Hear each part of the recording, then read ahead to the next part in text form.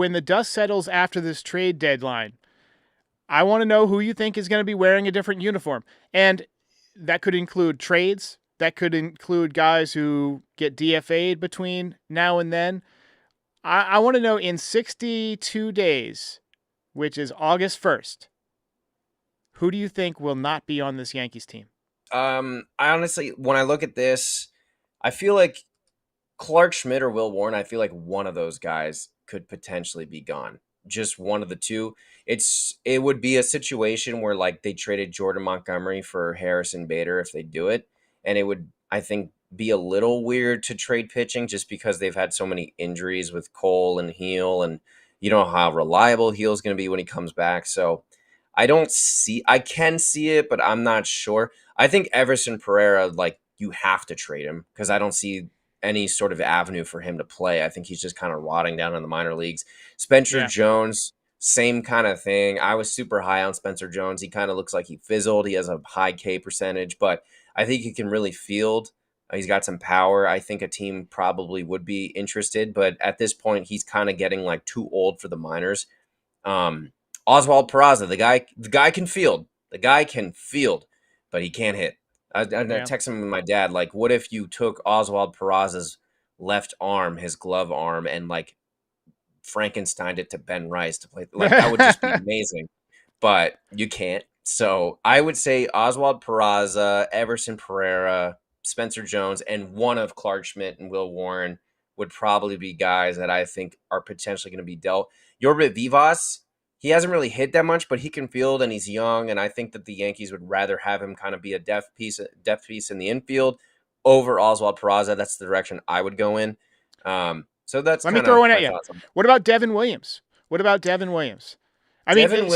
So he's been great in the 8th inning with a big lead. But you put him anywhere near the 9th inning for the Yankees, he's been horrible. But there might be a team out there that says, hey, it's easier to pitch in, X city in the 9th inning than it is in the Bronx.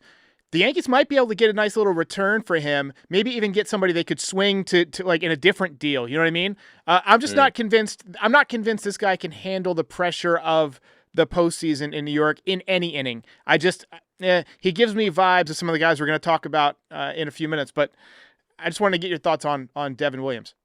I think it's possible, but I also think, especially because Luke Weaver has just like nailed down the closer role, and you have a closer in Luke Weaver. He has pitched a lot better recently. Obviously, he didn't start the year well, and there is a little bit of the body language. We've talked about this, not handling New York. I think it's one of those situations where it's like Brian Cashman might be a little petty and just kind of not want to because of his ego. I know that's like a super weird reason, but I've seen it before where the guy's like, no, he's a great player. No, he's a great player. No, he's a great player.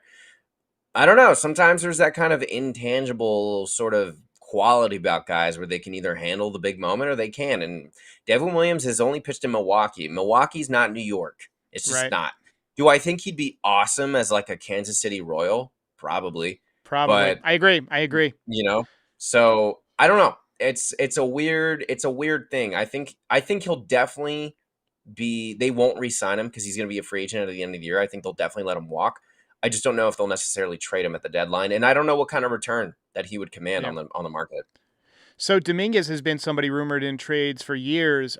Obviously, the Yankees hung on to him. He's a top international signee, big prospect, and lots of fanfare. I'm obviously a huge fan, but in the right move, do you think they would move Dominguez? Like, if you could say, all right, we can go get like a top 2 pitcher for the rotation, even above somebody like Rodon. I'm not sure who that would even be, but if the opportunity presents itself, do you think the Yankees would consider moving him?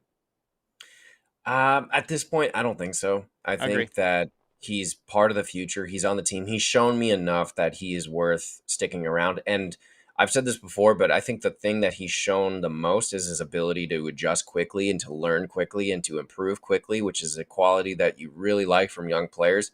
I just think he's kind of Trent Grisham has played a lot better, so they've given him more playing time, and they've kind of taken at bats away from Dominguez for that reason. Obviously, I'm seeing, Paul Skenes. If the Pirates were like, you want Paul Skenes for Jasson Dominguez, obviously you make that move. It's not going to happen.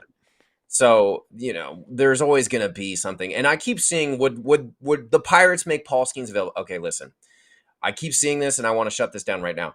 Paul Skenes is not getting traded for a No couple of way. reasons. One, the Pirates make too much money off of him and the fan base over there would riot, and they're already about to riot.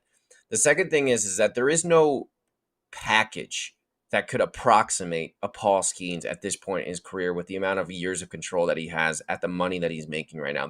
I don't even think there's a team that could produce a package of players that the Pirates will say this will equate in value. So Paul Skenes, it's just never going to happen. Maybe in 3 years' time, when he's got less years of control and he's closer to Right. free agency. Not right now. It's not happening. So Right now, it's not anyways, financially prudent. It's not financially prudent. it's just not going to happen. So Jasson Dominguez, yeah, I think I'd hold on to him. Would you trade a Trent Grisham and like trade him on the high since he's going to be a free agent at the end of the year? You know what? I like Trent Grisham. I have something about him. Just I don't know. He seems a little clutch to me. He seems like he's got that slow heartbeat. I kind of feel like if we play him in the playoffs, he's going to hit. He feels like one of those guys who's going to hit. So right now, I say keep rolling with what you got in the outfield. Don't touch the outfield. If you're doing anything, maybe get an infielder.